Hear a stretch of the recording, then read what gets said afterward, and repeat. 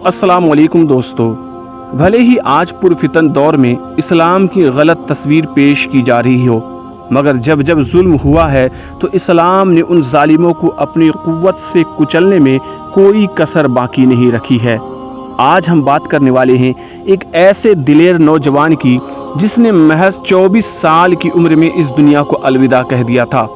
مگر جب وہ اس دنیا سے رخصت ہوا تو دنیا کے ہر کونے میں وہ اپنی چھاپ چھوڑ چکا تھا اور دنیا کے ہر امن پسند دلوں میں اپنی محبت ڈال چکا تھا۔ میں بات کر رہا ہوں شیر اسلام محمد بن قاسم کی۔ پیارے دوستو، محمد بن قاسم محض ایک 17 سالہ نوجوان جس نے ایک بیٹی کی فریاد پر ہند اور سندھ کے ظالم بادشاہوں کو روت کر رکھ دیا تھا، اور یہ خط تھا ابو الحسن کی بیٹی ناہید کا،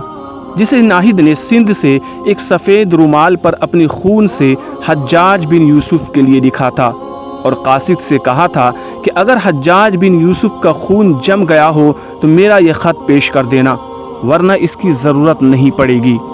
کہا جاتا ہے کہ قاصد نے جب یہ خط حجاج بن یوسف کے سپرد کیا اور اس نے خط کے چند لائن کو پڑھا تو پڑھ کر کپکپا اٹھا۔ خط پڑھنے کے بعد اس کی آنکھوں کے شعلے پانی میں تبدیل ہونے لگے۔ اس نے رومال محمد بن قاسم کے ہاتھوں میں دے دیا۔ محمد بن قاسم نے شروع سے لے کر آخر تک لکھے الفاظ کو بغور پڑھا، جس میں لکھا تھا: مجھے یقین ہے کہ والی بصرہ قاصد کی زبانی مسلمان بچوں اور عورتوں کا حال سن کر اپنی فوج کے غیور سپاہیوں کو گھوڑوں پر زنے ڈالنے کا حکم دے چکا ہوگا، اور قاصد کو میرا یہ خط دکھانے کی ضرورت پیش نہیں آئے گی۔ اگر حجاج بن یوسف کا خون منجمد ہو چکا ہے تو شاید میری تحریر بھی بے فائدہ ثابت ہو۔ میں ابو الحسن کی بیٹی ہوں اور میرا بھائی ابھی تک دشمن کی پہنچ سے محفوظ ہیں، لیکن ہمارے ساتھی ایک ایسے دشمن کی قید میں ہیں جس کے دل میں رحم کے لیے کوئی جگہ نہیں ہے۔ قید خانے کی اس تاریک کوٹری کا تصور کیجئے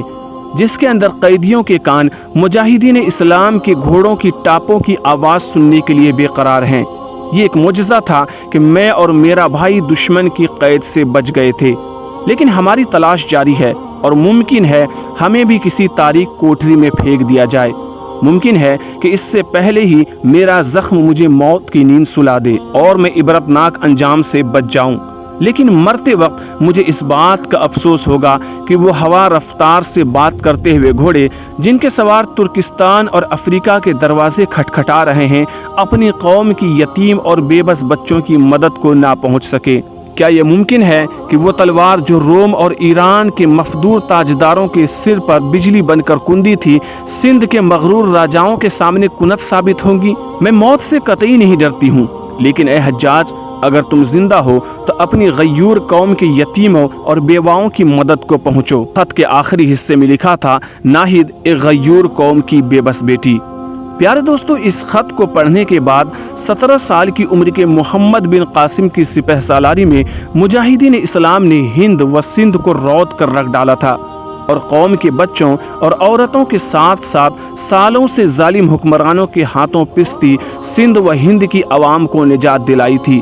اور راجہ داہر کو دکھا دیا تھا کہ ابھی بھی مجاہدین اسلام کی تلواریں کنت ثابت نہیں ہوئی ہے۔ پیارے دوستو، محمد بن قاسم وہ نوجوان ہیں جن کی شجاعت، بہادری کی مثالیں دی جاتی ہے۔ اگر اس طرح کی تاریخ سے جڑی ہوئی ویڈیوز، اسلامک ہسٹریز کی ویڈیوز آپ دیکھنے کے خواہش مند ہیں، اس چینل کو ضرور سبسکرائب کر لیجئے گا۔ اس ویڈیو کو ثواب کی نیت کے ساتھ زیادہ سے زیادہ لوگوں تک پہنچانے میں ہمارا تعاون ضرور کیجیے گا، تاکہ زیادہ سے زیادہ لوگوں تک مجاہدین اسلام کی یہ شجاعت اور بہادری کی داستانیں پہنچ سکے۔ تو چلیے ملتے ہیں ایک دوسری ویڈیو کے ساتھ، تب تک اپنا خیال رکھیے گا۔